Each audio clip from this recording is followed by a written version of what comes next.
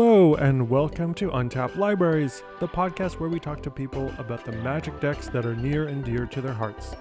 I'm Neil, I'm currently hosting this show. I'm Vinny, I'm co-hosting the show with Neil. Vinny, how have you been? We've took a little break. We took a little break recording, yeah, so there's a little gap in between these releases. Yeah. I was away. I went to Norway and Denmark. Very nice. Improv stuff. Not magic stuff. Not magic stuff. I did not do any magic. Although my host in Norway stayed with some friends and that I didn't know. They're friends now. And he used to play magic. Back in the day, and so we ended up having a conversation about it. Nice. And he had his some of his old cards, like he'd been playing since Revised, I guess. Yeah, and so he had a bunch of fun old cards that he just had stuck away in the back of his closet that he hadn't touched in a decade plus. Oh, nice. Anything exciting in the? Yeah, some fun. He had a mana vault. It was like, hey, this is a valuable card. And he's like, oh, I had no idea.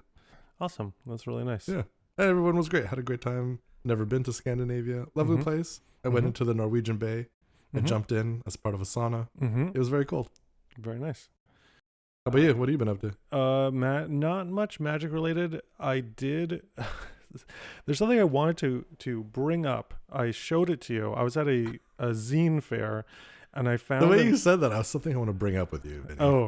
Your behavior is unconscionable. No, it is something. It is something that I've never seen before. Okay. I was going through the zine fair, and I saw a box that looked exactly like a Commander Precon box. Right. Until I got close to it.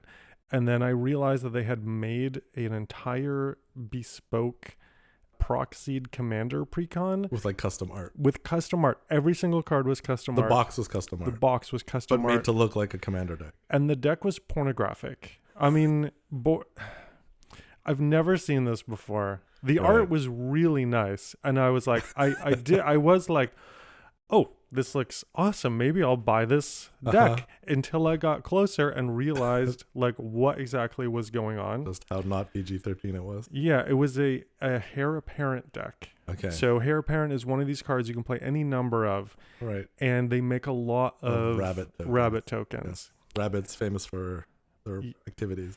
Yes, and so that was also the visual theme of the deck was these little, it wasn't pornographic. It was more like one of those raunchy cartoon style. Okay. Yeah, these little horny rabbits making lots and lots and lots of the babies. Rabbits. Okay. Wow. And but still pretty graphic, it sounded. It was, yes. I mean, yes and no. It wasn't I don't know. I'm wondering. Tasteful? I don't know what the payoff for me even bringing this up is.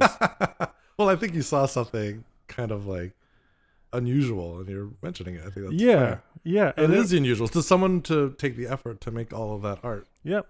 About something that a clear passion of theirs. And I also get why Heir Apparent was also a good choice. Sure. Yes. Because you didn't have to draw as many cards. You don't have to draw all 100. You can repeat and also repeat a bunch of basic lands. Oh, that's right. Yeah, you save yourself some artwork. Yeah. And I bought some less horny singles from the deck.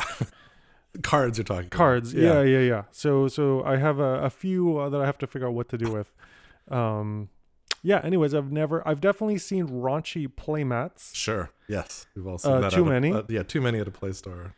But I've never seen an actual raunchy deck. Like a custom full on. And they were selling them they had a printed up a custom bunch. Yeah. And they were really nicely printed. They were real cards. They felt real. They didn't have the magic back. Right. Yeah. Well, that's a choice. That's a choice. I know. Yeah. And you picked up some of the singles. I picked up some of the singles. I haven't seen. You haven't sent me pictures of the ones that you picked up. Is that because you don't want to take pictures and have them on your phone? No, I forgot them in. I have a little country house, and I forgot them at the country house. Okay. So, well, I'll see them next time. Yeah, one of them actually really I didn't think was pornographic until I you got a little looked at it closer, and then was like, oh.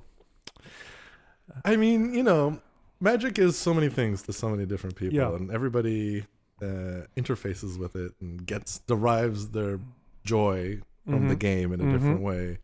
And this manifested itself in a way that was personal to them. I don't know why I find this more palatable than a anime girl playmat, but I'm not sure I can articulate why. Okay. Yeah, I don't know what the distinction is. I mean, maybe it was because it was. Did it feel like equally exploitative in its No. graphic depictions? No. It didn't feel. It didn't that feel way. exploitative. No. And maybe using the word pornographic is the wrong. Yeah, because word. it definitely conjures a type of image for sure. Yeah. Maybe it was more like what, sensual, like Kama Sutra esque. Is this like educational in some way? No, more like Titillating? raunchy, We're really going through my thesaurus here of terms that I can use. maybe more raunchy, lewd. It had a more like comedy vibe. Of Okay. These little horny bunnies who are eyeing each other, and right. yeah, I don't know. Like I said, I don't have the payoff for this other than just bringing it up as here's a funny thing that I saw. Well, that is distinct. Yeah. All right, I think we should move on. All right. Well, I guess on that note, we can bring our guest who had absolutely nothing to do with your. Yeah, what do you mean on that note? On that note, I mean, yeah, okay, you're totally right.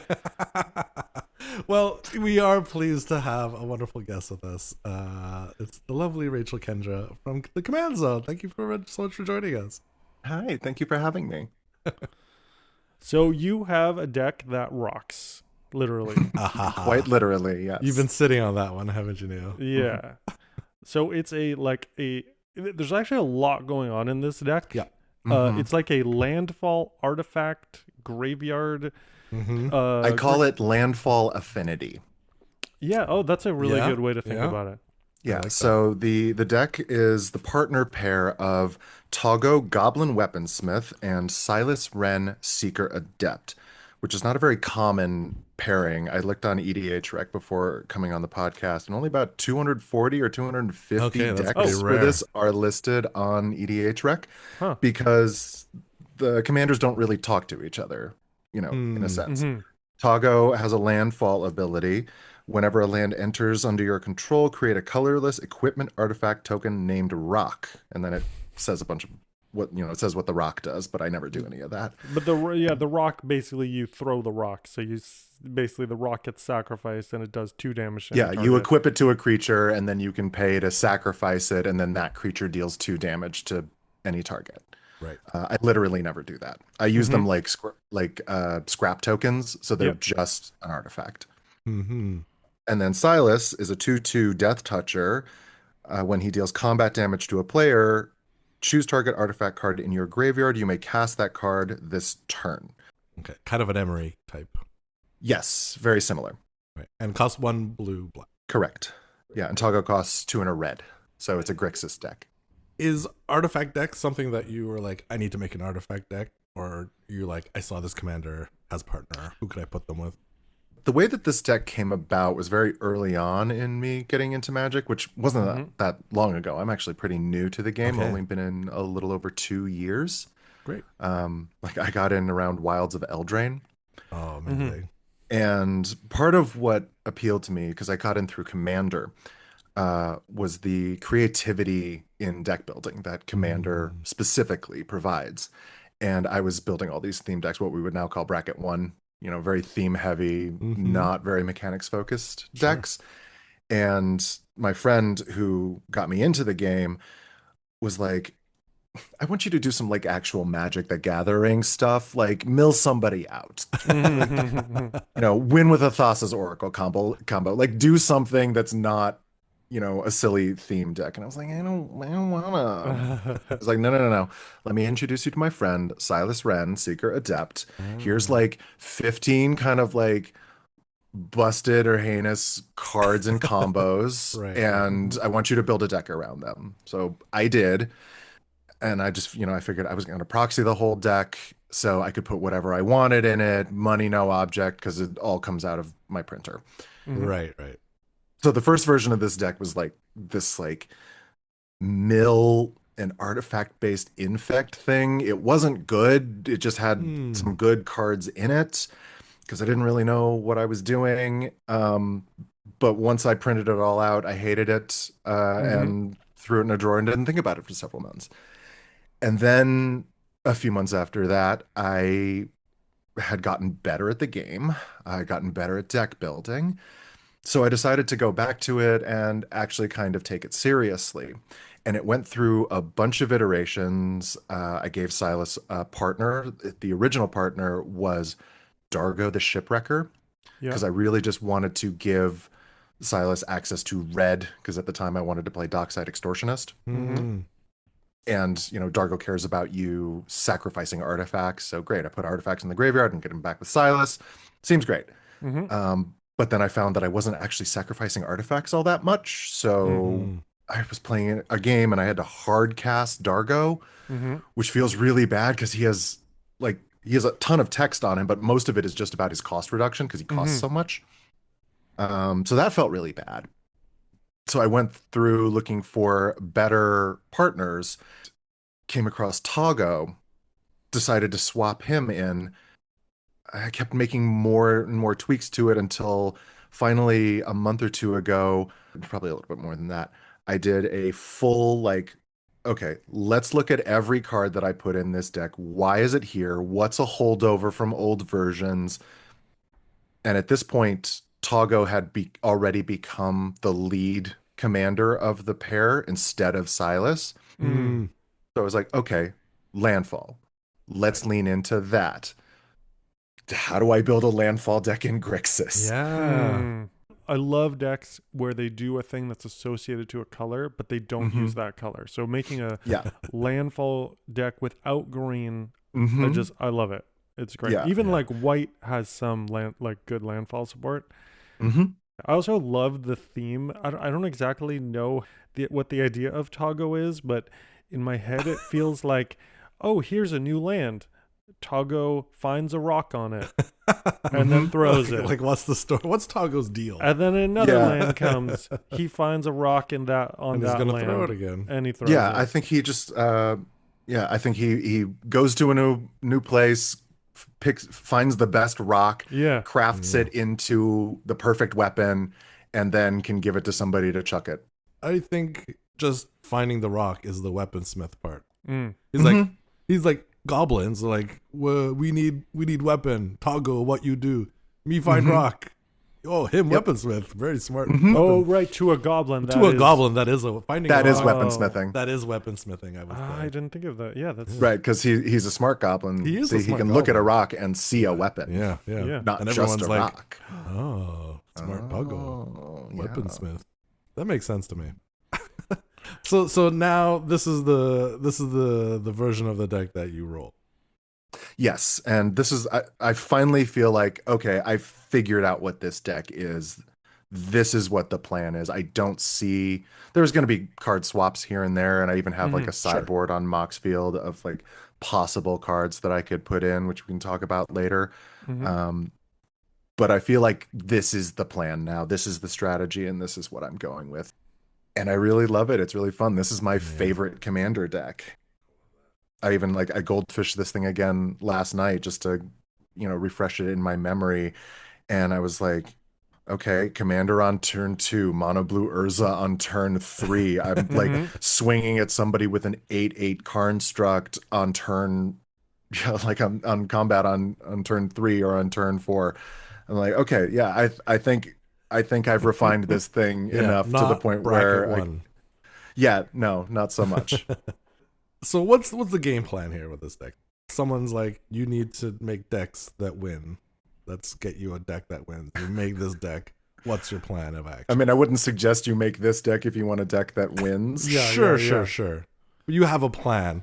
Yeah, because I didn't go into this one being like, here's the plan, I'm going to build this idea. It I kind of see, evolved over the course of the thing, and I tweaked and refined it. But the plan isn't actually that complicated. It's mostly artifacts. The landfall stuff is simply to enable Toggo's engine to create artifacts. And then it's basic, affinity and artifacts nonsense after that. There's a lot of cards that care about the number of artifacts that I have. I have like Urza and Storm the Vault that'll turn all of my rocks and into mana rocks. Mm-hmm. I was on a stream a couple of weeks ago and knock somebody out of the game by casting a Cyber Drive Awakener and turning all those rocks into flying 4/4s. Mm-hmm. Mm-hmm. Stuff like that. It's so basic artifacts stuff. It's just the way that I boost the artifact count is through lands. Amazing. Yeah, so I've got a bunch of fetch lands. There's a bunch of bounce lands. There's ways to play lands out of the graveyard. Mostly it's Crucible of Worlds because all of the other effects that do that are in green. Mm-hmm. Love it. And so you just like play a land, get artifact, use artifact to fuel the rest of the deck. That's generally the idea, and getting as many of those landfall triggers as possible and tweaking things in the deck. There were some recent swaps that I made where I took out ostensibly better cards for cards that fit the model better. Like I used to have Ornithopter of Paradise in here, and I took it out and put in Walking Atlas instead because it just lets me put another land out, and that's more useful to me both as a mana source and for the landfall trigger than having an artifact creature really that taps for mana. Yeah, I can see how that would be better. I also noticed the Regalia, which is a really weird Final Fantasy car. I don't know. I've never played Final Fantasy. I didn't realize that they drive around in... Some of them, yeah. The Final Fantasy games sort of run the gamut in terms of their settings and locales, because each numbered entry is completely separate from one another. They do not share a world or characters. Yeah. And 15 takes place in a sort of near future-ish fantasy world. It's actually kind of unclear. I have a lot of issues with the world building Final Fantasy 15, which I won't get into because it's outside the scope of this podcast. Yeah. But it did produce a really great card called the Regalia. Yes. A 4-mana vehicle. It's a 4/4 with haste and crew 1. This is one of those recent Magic cards that I feel like you can see all of the places where they could have toned this down and just didn't. So 4/4 haste, there's one. Crew 1, there's another one. Yeah. Especially since the picture on the card has 4 people in the car. But you don't need one driver. You only need one driver.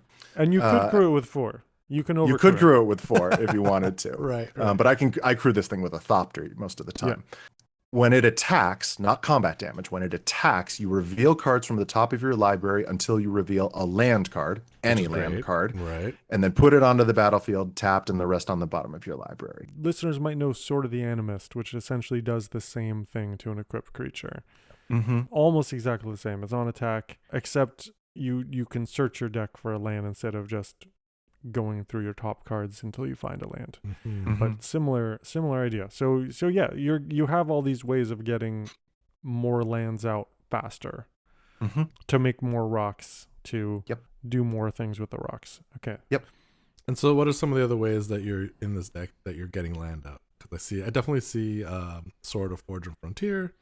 I've got that. The red and green sword that lets you exile top 2 cards and you can play them, and you can play an additional land.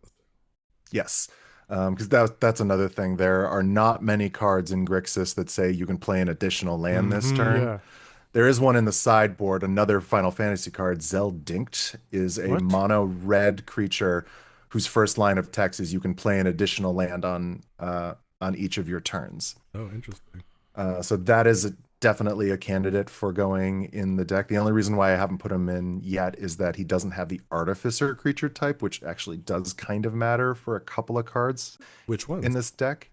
The ones that care about it, well, I have a Cavern of Souls. And Kindred Dominance. The board wipe that avoids a creature type. So in Dinked. DINCHT. You have to return a land to your hand at the beginning of your end step. Yes. So you get to play extras, but they come back, which is they come back, which ensures that I get another land drop and therefore another rock on the following turn. That's not a drawback in this deck. Yeah. You also don't include Poo Poo UFO or Poo Poo. You have Poo Poo UFO in your sideboard. That one's also in the sideboard. It's like better Walking Atlas. Yeah, I guess it is kind of not strictly better. It has one less power, but yeah, it's mostly better. Walking Atlas. But you go with Walking Atlas instead of Poo Poo UFO. Yeah, there wasn't really a specific reason for that. I found Walking Atlas first. I actually love the art of Walking Atlas because it's so literal. Like it looks like it's a folded map, like a come to life. Yeah, it's very little art. It's like walking. It's almost like dumbly literal, that in a way that I kind of like. Yeah. Yeah. So yeah, there are ways to get more lands out. There's also an expedition map in here.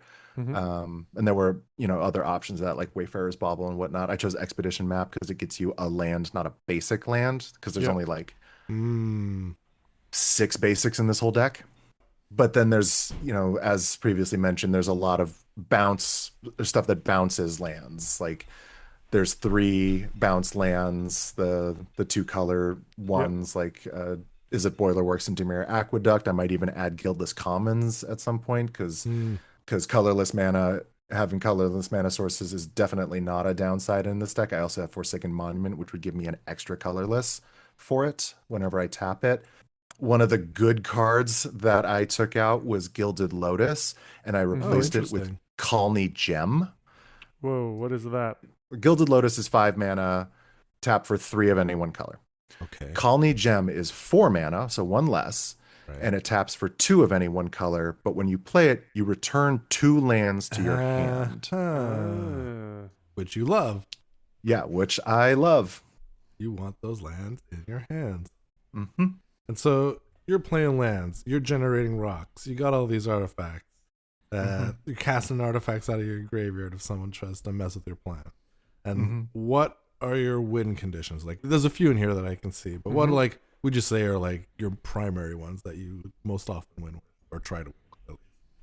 The Cyberdrive Awakener is definitely a big one. That is especially useful if I have Worldwalker Helm. This is also what helped me win in that stream game, because every time you create a token, you also get a map token, which is an artifact. Yeah. And then the Worldwalker Helm can make copies of tokens. Artifact tokens. So it makes a token of an artifact token. Right. Yeah, so it makes copies of artifact tokens like the construct tokens made by Urza and Urza's Saga, for example. Yeah, I see. Yowza. Yeah, so being able to like repeatedly make copies of those is really fun. I can make a bunch of Thopters, so being able to fly in with damage.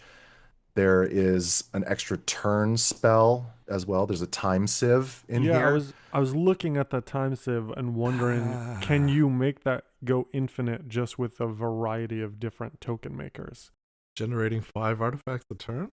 I don't know if I can make it go infinite. It's possible. I've never done it, and I haven't come across it during a game or anything. I suppose it might be possible. But the only infinites that I know of in here is I have 2 ways to get infinite mana off of Basalt Monolith. Yeah, okay. I have a Forensic Gadgeteer and the aforementioned Forsaken Monument. Right. So Forensic Gadgeteer, blue 2, when you cast an artifact, investigate. Our activated abilities of artifacts cost you 1 less to activate. So you tap it for 3, untap for 2. Yeah, so every time you tap and untap it, you gain a mana, and then Forsaken Monument does it the other way, where it lets Basalt Monolith tap for 4 instead of 3. And then it costs 3 to untap. And so I see Urza. Urza is an outlet for infinite mana, because you can pay 5 colorless and basically play the top card of your library. Walking Ballista. Walking Ballista, there you go. Walking Ballista and Hangerback Walker are both in here. Yeah. Right. The other Walking Ballista. Technically, Blade Coil Serpent is also an infinite mana outlet, but pouring infinite colorless mana into it doesn't do anything because it wants you to pour in colored mana. Right. Oh, I see. Okay, yeah. Yeah. Yeah, so Blade Coil Serpent, X and 6 generic, and then essentially, depending on the amount of mana you... for each blue spent to cast it, you draw a card. For each black, each opponent discards a card, and for each red, it gets +1/+0 and trample and haste until end of turn. Amazing. What a great Grixis artifact card. Yeah, when I found it, I was like, oh my god, I can't believe this. I want this for my deck so bad. I mostly spend blue mana on it to draw the cards. Of course. Yeah. Yeah, that makes total sense. It's got an interesting design, 6X. And then you can just have X equals you still have to pay the 6. There's no X in the rules text. No. So the X doesn't come back except for... Just allowing you to spend as much blue or whatever other color mana you want. It's a really cool design. I like that card. Yeah, it's very interesting and not one that like that many people know, because I tend to, whenever I play this out in a game, people are like, what the hell is that? It's a mythic from Brothers War. Right. Yeah, but it's 99 cents because it just doesn't fit in that many decks. It's not... It's very specific. And you have 2 planeswalkers in here. I do. So you have Saheeli Filigree Master. Yeah, Saheeli is a good engine piece that helps with card draw and Thopters. If I don't have like Thopter Spy Network or Psi Master Thopterist online or Loyal Apprentice, one of my other Thopter makers, I prefer to get cards off of it because I can tap Toggo's rocks in order to activate her +1 ability, which is Scry 1. You may tap an untapped artifact you control if you do draw a card. That's perfect. All great all around. Yeah, and then Tezzeret, Master of the Bridge, who's 4 blue black. This is actually also a win con because he has a static line of text. Creatures and planeswalker spells you cast have affinity for artifacts, which we love. That's extremely good in this deck, I can see. Extremely good in this deck. And then his +2 ability, I can't believe it's the +2 ability. It is a pretty crazy. It deals X damage to each opponent, where X is the number of artifacts you control. You gain X life. Oh, yeah, okay. And that's ridiculous. What is X in this deck usually? Like 15, usually 20? It's 20 plus. Wow. By the time I cast this. So you're going bananas with artifacts. Yeah, and then there's also a one-time version of it in the deck that came out in Ether Drift called Haunt the Network. Whoa. Which is 3 blue and a black for a sorcery. Choose target opponent, create 2 1/1 Thopters with flying, and then the chosen player loses X life and you gain X life, where X is the number of artifacts you control. Every so often I see an Ether Drift card. I'm like, what is happening with this card right now? Like what is happening in the art? Yeah, not the art. I mean, yes, what is happening in here? But art aside, we're just like, does this fit in Ether Drift? I guess it does. And then I'll see something else like, is this part of Ether Drift too? Like, what is happening in Ether Drift that all of these wild cards all sit in the same That's place? what I kind of love about Ether Drift is that, like, the set was not very well received, obviously. No. But like every Magic set, even the bad ones, there are some banger cards. There's some gems hanging out in there. There are a few others in my sideboard, like Packdoll Terror, which is basically Reckless Fireweaver in black. Whenever this creature or another artifact you control enters, each opponent loses 1 life and you gain 1 life. Right. Very similar. Artifact creature toy. Yep. Just a little toy race car. Yeah, totally makes sense. Racing alongside the... Yeah, totally. Little go-kart. I feel like I'm getting more appreciation for Ether Drift the longer that time has passed. Yeah, I think people will soften on it a little bit more, especially as like individual cards. Yes. Prove to be, useful in certain formats. Like there are some pretty good commander cards in there. There were some decent pauper cards that were released in Ether Drift. I think the theme didn't resonate, but the card design was still pretty good. Yeah, the card designs are still pretty good. We also got, again, in my sideboard, one of the best card draw spells in a long time, Stock Up. Yeah. Right. Yeah, 2 and a blue for a sorcery lets you dig 5 cards deep into your library and keep 2 of them. That's insane. That's pretty great. That's up to $12 too for an uncommon. Because nobody opened the set, so. Because nobody opened it, and it's playable everywhere. Yeah. Like you can, like people are playing this, and I think people are playing this in Legacy. Sorry to just go back a little bit. I think there were just too many sets with wacky themes in a row. I feel like right, like cowboy set. Yeah, a murder mystery set. It just felt like too many of these hat sets in a row. I feel like if it's just like every once in a while, here's some candy. It's a goofy set. Sure. Great. I'd be totally on board with that. That'd be totally fine. Yeah, and I think it has to do with like, because most Magic sets reference a genre of some kind and do it in some way. Some of them we are more forgiving of because it feels like it fits a little bit more, or the tone is more serious. Like you take Edge of Eternities recently, which is Mm-hmm. definitely a reference to science fiction, but science fantasy, which is, a Mm-hmm. broader genre than, westerns or Sure. detective novels. Mm-hmm.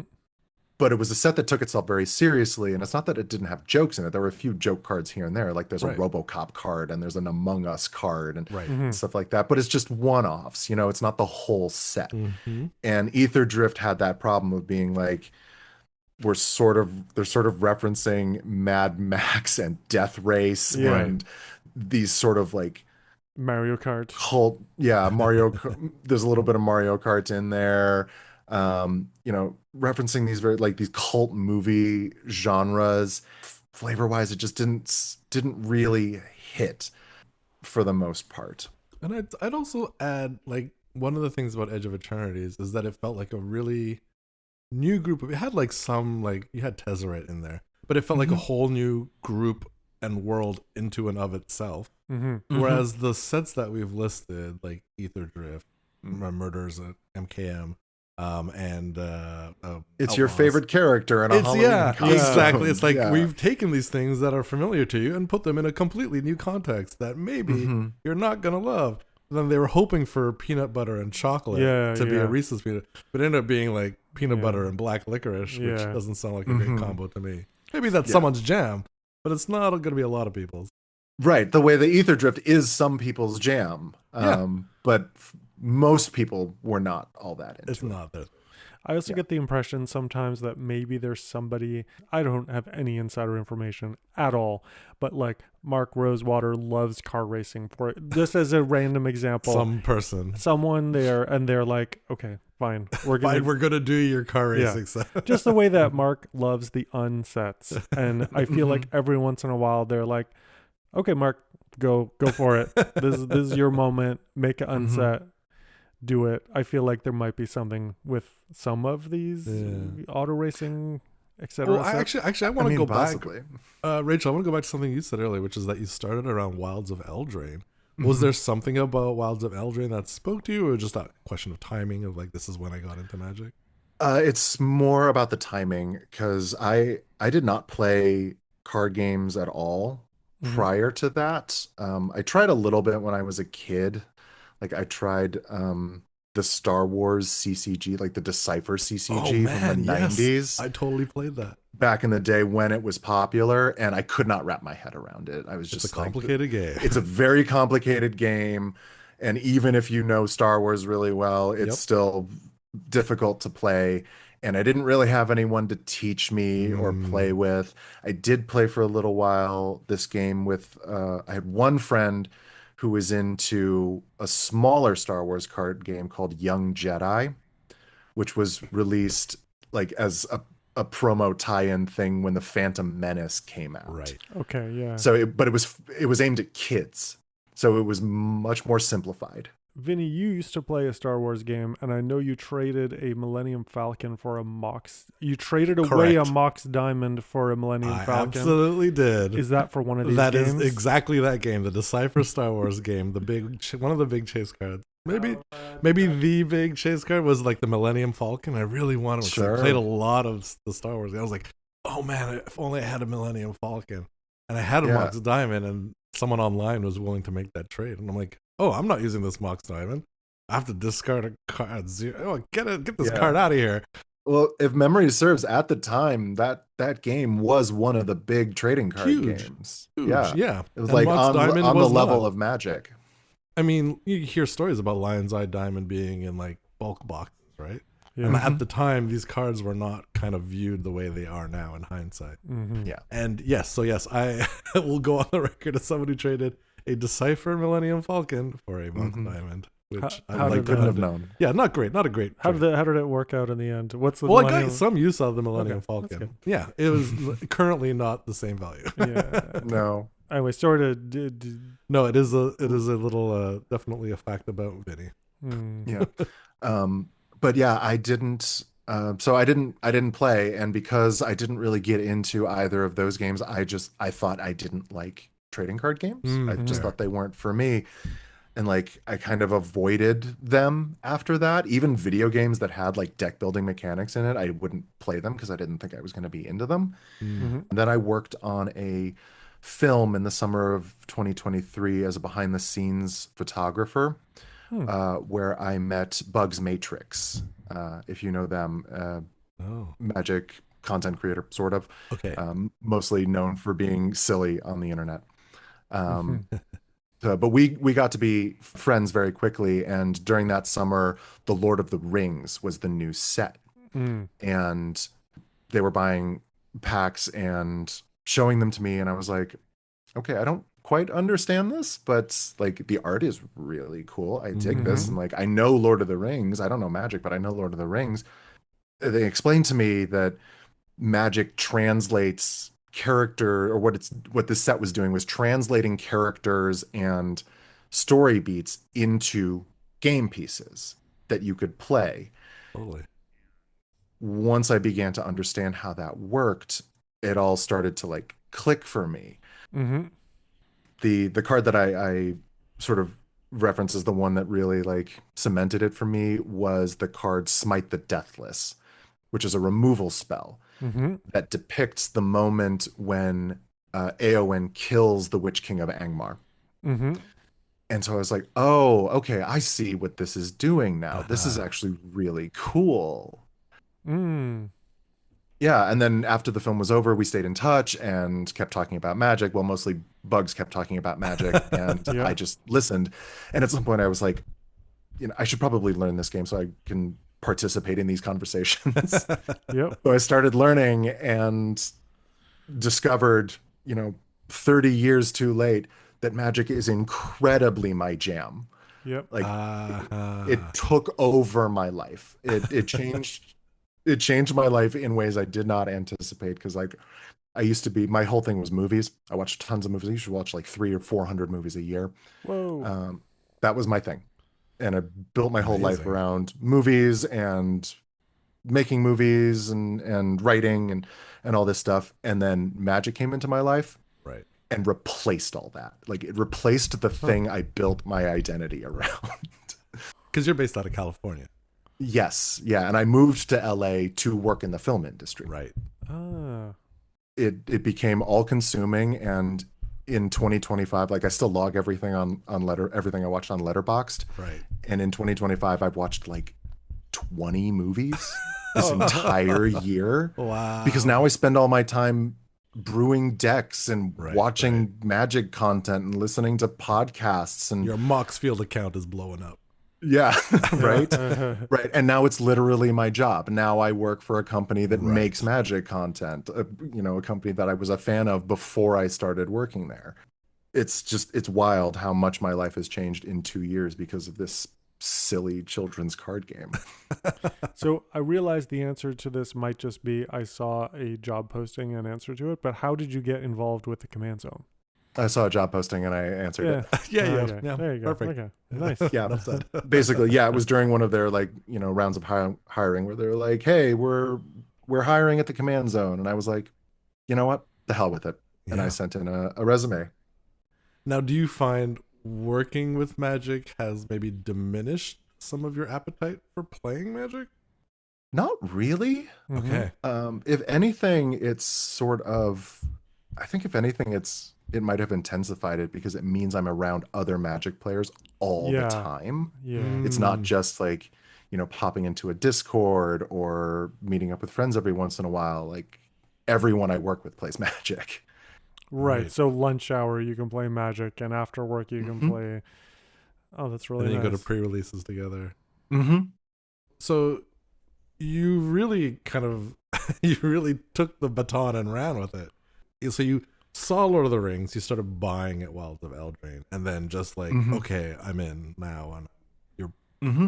making decks, you're Hmm. playing all sorts of goofy stuff. And then people are like, you need to be a threat at the table. Let's get you going on some other types. Get up the bracket ladder. Have you ever like okay, well maybe now what's CEDH about? No, not so much with CEDH. I've thought about it and maybe someday, Sure. Mm-hmm. but the way that I'm, you know, I don't know if you've watched any of these videos that people talk about like the journey of being a commander player or the journey of Right. being a magic player. Usually it's commander focused. I think there was an EDH rec video that Joey made about it. And I've sort of been aware of that happening as I go through it.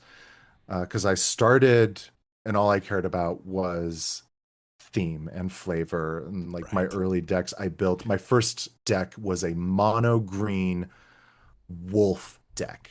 Like Nice. all the cards were wolves Yeah. and a couple of werewolves. And all that deck wants to do is make 2/2 green wolf creature tokens and put +1/+1 counters on them. Part of that was because some of the bulk that I bought from somebody to, sort of jumpstart my collection Mm-hmm. had a bunch of wolves in it from Innistrad and stuff. Yeah. And in one of the first packs I ever opened for Wilds of Eldraine, the bonus sheet card that I got in the pack was Doubling Season. Oh, with the wolf on Oh, it. very cool. Was it the wolf version or another version? No, the one with it's the Enchanting Tales one with the multi-headed goose on it. Oh, the goose. Yeah, yeah, yeah. Yes, yeah. It was one of those, but I was like, oh, this is in green. It doubles tokens and counters, and I have lots of green tokens and counters cards. I guess these go in a deck together. Uh-huh. Uh-huh. But then I themed the whole thing out so that it was like, we're just doing wolves. Mm-hmm. Like nearly all the creatures are wolves, or they make wolves, or there are wolves in the art. Can I ask who the commander was? The commander initially was Halana Kessig Ranger partnered with Anara Wolvid Familiar. Okay. So Halana is basically a bite spell in the command zone, and Anara is just a 4/4 wolf who gives herself and Halana indestructible, I think. Mm-hmm. Not a particularly great pair, but the theme idea was like Halana is the woman raised by wolves, and all of these wolves are her pack, her ever-growing pack. And Anara is like top dog among the wolves. Oh, yeah, yeah. At Halana's side. I still love a theme deck, honestly. Like I like having a restriction of some kind. Sure. And then sort of leaning into it. Yeah, me too. Yeah, something I think, Rachel, coming from the movie background, do you feel like there's like a storytelling aspect to your decks? Mm-hmm. That is definitely a part of it. One of the next decks that I built was Olivia Voldaren, original Olivia Voldaren. By modern Commander standards, she's not great. She's pretty slow because she's expensive. Four mana to cast. And then her first ability, her ping ability is 2 mana, but then it's like 5 mana to take control of something. Right. So instead of building the deck around her with like her as trying to make her an engine piece or something, I just made the deck do what she does. Okay. So the rest of the deck also like takes control of other people's creatures, or the idea was that like Olivia Voldaren is this vampire, living in her mansion, living in her tower, and all of her little minions go out and convert people into vampires, or they cause havoc. So that's not just taking control. It's also, there's a lot of goad in that deck, and just lots of ways, or like having creatures deal damage to their owners, deal damage to their controllers. The cards like Backlash. Yeah. And so you're charming and inviting and manipulating all of these other creatures around you. Because it's a fun deck to kind of like role play. I can sort of bring out the like gothy, sultry vibes. And pretty much every creature card in the deck is a vampire. I even have a lot of Innistrad double feature cards in the deck because I like the sort of the vibe that they bring to the deck when I play it. Yeah, there's very much a storytelling aspect to a lot of these especially these theme decks. I try to inject some kind of theme into as many decks as I can. I've gotten pretty good now where I can have very flavorful and thematic decks at bracket 2 as well. Right. There might be some cards that are exceptions, but for the most part I can keep the theme going into the next bracket. Once you get to 3, it's pretty much impossible. But, Right. Yeah.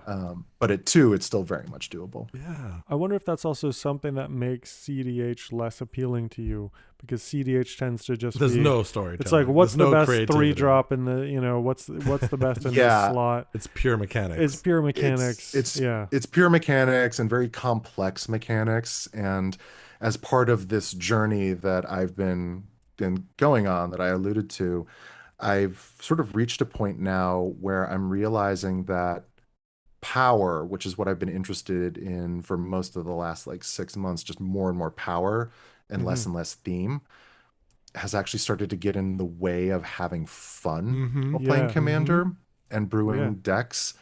Because the deck that made me realize it was I built mono green Tifa Lockhart from Final Fantasy. Right. Yeah. It was basically just a bullet on a magic card. Yeah. And I was playing with my casual pod of friends, and I got her up to lethal commander damage on turn 4 when one of the players had no creatures out and had no way to stop me. And I was like, that's not nearly as fun as I thought it was going to be. Yep. Yeah. Yep.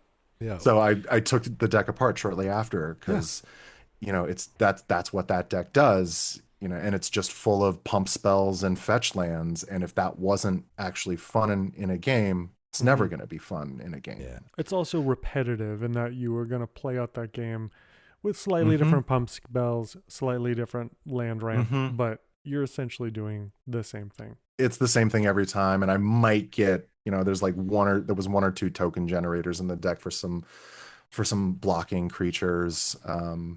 Because otherwise the deck was a total glass cannon. There was very little way to protect Tifa except for the occasional like instant speed hexproof spell or something like that. It was very powerful and very fast, but it wasn't all that fun. And it wasn't interesting. That's the key. It wasn't interesting, because I like being able to be creative.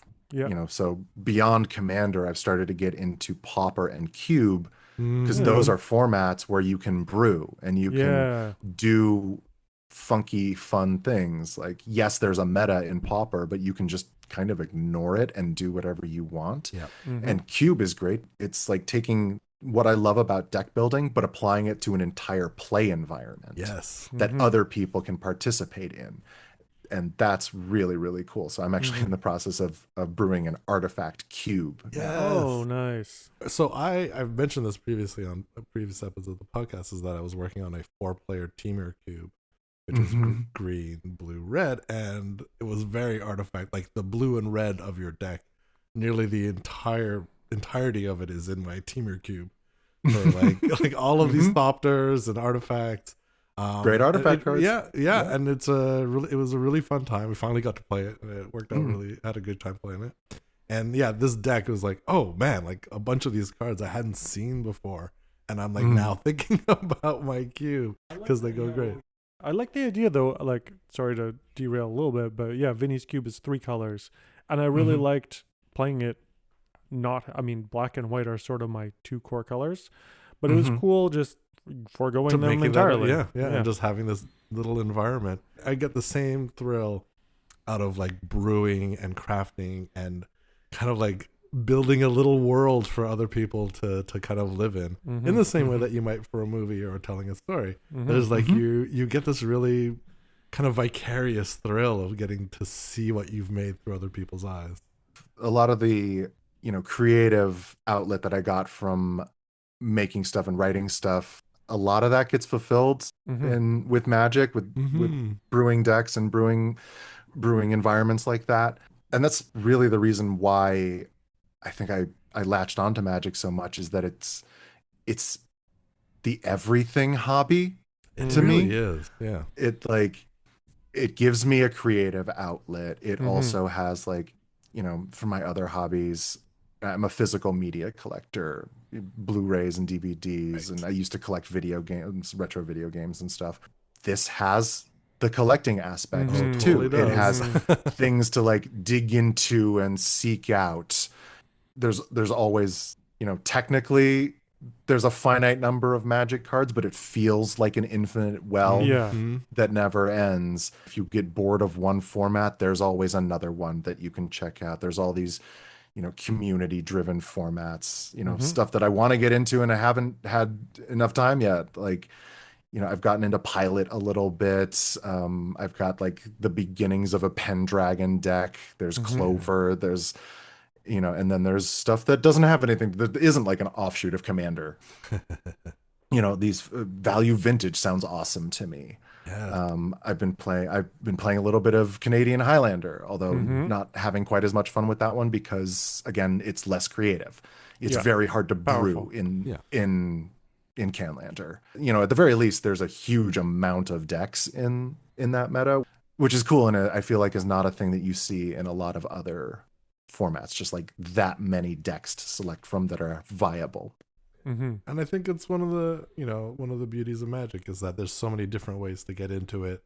It has so many facets to it that if you're like a pure mechanical person and you're competitive, then you like CDH. And if you just want to tell stories and be on theme, there's bracket one. And if you like drafting, then you can make a cube or go to pre-releases or just draft your own stuff. And if you're just into art, you can just like collect your favorite artist and get their signatures. And there's so many different kind of like ways to interface with it. I think there's a couple cards in this deck that I bought off of a guy on OfferUp who only cared about art. He just bought cards for the art. Yeah. Had no idea how to play the game. I believe it. This deck is, as you'd imagine it being my favorite deck, it is fairly blinged out. I do have signatures and stuff. Y'all listening to the podcast won't be able to see this, but I'm going to show Vinny and Neil. Can imagine this is my Cavern of Souls signed by Elena Danner. Yeah. It's blurry, but it's beautiful. There it is. Oh, yeah. Beautiful. For a brief moment, but you get the idea. Yeah. So there's a bunch of signed cards in this deck and like nice printings of things. There's a bunch of secret layers in it. It's such a personal way of expressing yourself. And that's so great. Yeah. And this really feels like me. This deck has evolved more than any other deck that I've ever built. It evolved with me as I went along this journey of a Commander player. And it's fairly unique given how few people like play this combination of partners and this particular strategy.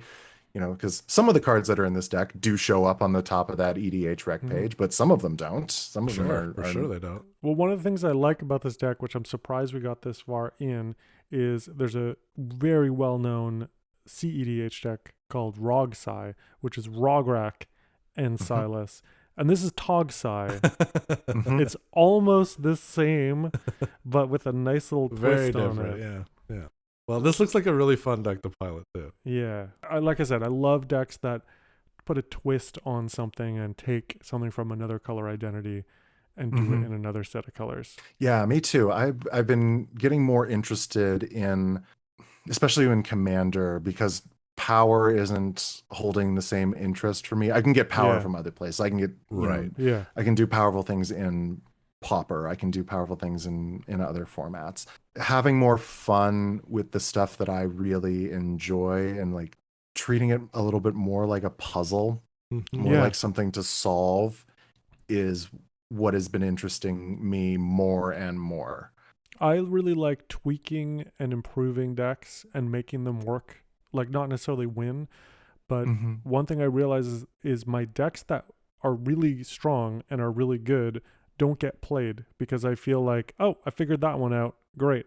Let's get out some other deck that's not working out and I'm going to work on that. Work on it. Yeah. Yeah. And, also depending on who you're playing against, like my in-person friend pod, we tend to play a little bit lower power level, much more battle cruisery style things. So my more powerful decks have no place at that table. Yeah. Because they'll win too fast or the effects are too oppressive and it's just not fun in that particular group. I can play them elsewhere. I can play them at lunch with my coworkers or take them to Magic Con or whatever, where I can play my Elenda the Dusk Rose or Java Aristocrats deck, which is full of game changers and a couple of infinite combos and is just like was designed to be cruel and oppressive. That's not a fun deck to play with my friend pod, Of course. And I like being able to play stuff that's just chill.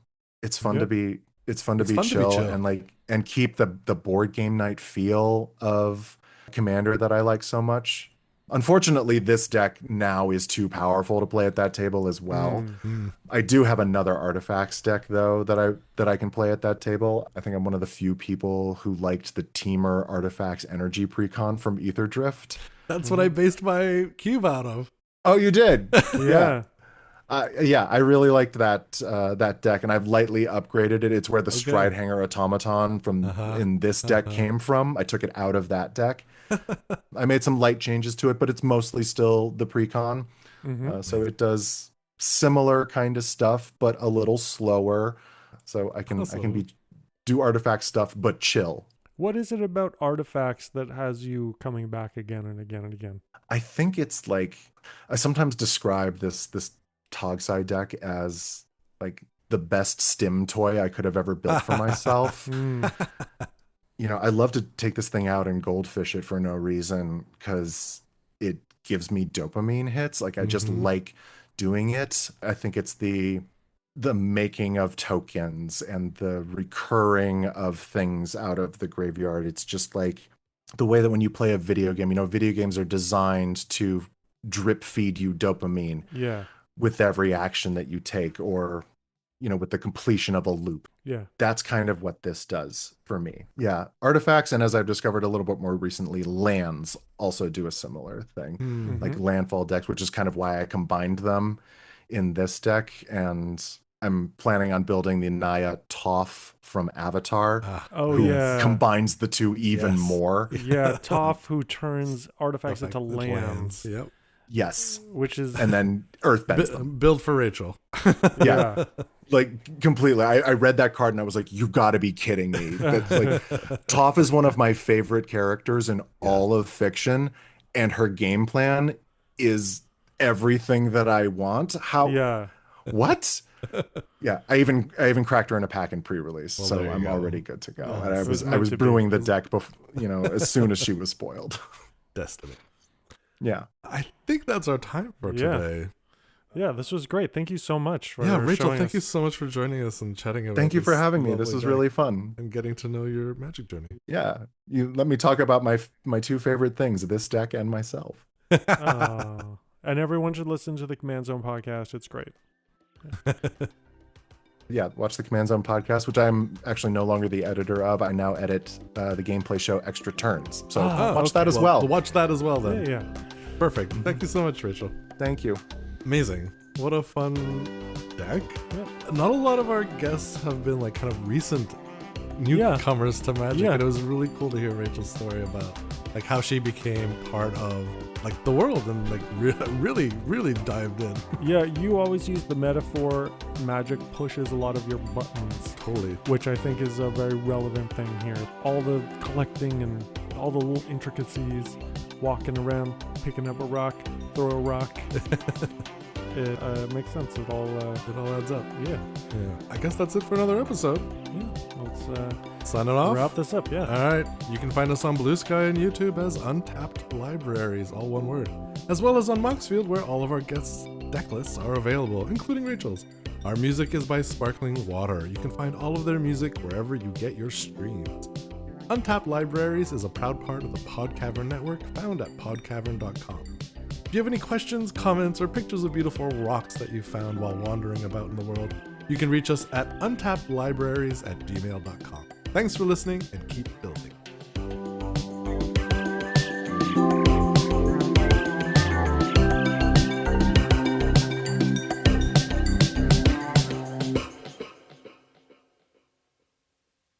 Have you ever seen those lists on the internet that's like top 5 sandwich toppings, top 5 movies of the year, top 5 celebrities who have a very punchable face? You know what I'm talking about. The point is, all these lists drive us crazy because we have no idea who made them and how they even narrowed down their top 5 list. That's where my podcast comes in. My name is Tung La, and I am the host of Ranked, Top 5 lists of stuff that don't matter. In every episode, with the help of a motley crew of self-proclaimed experts, we debate, battle, and work together, showing you the entire process of how we got there, to create a top 5 list of any and every topic we can think of, like top 5 brunch menu items, top 5 fictional dogs, top 5 90s songs, top 5 Steves? The list goes on, and we will not rest till we rank basically everything. So join us every second Thursday in the Pod Cavern for Ranked, top 5 lists of stuff that don't matter. Top 5, top 5, top 5.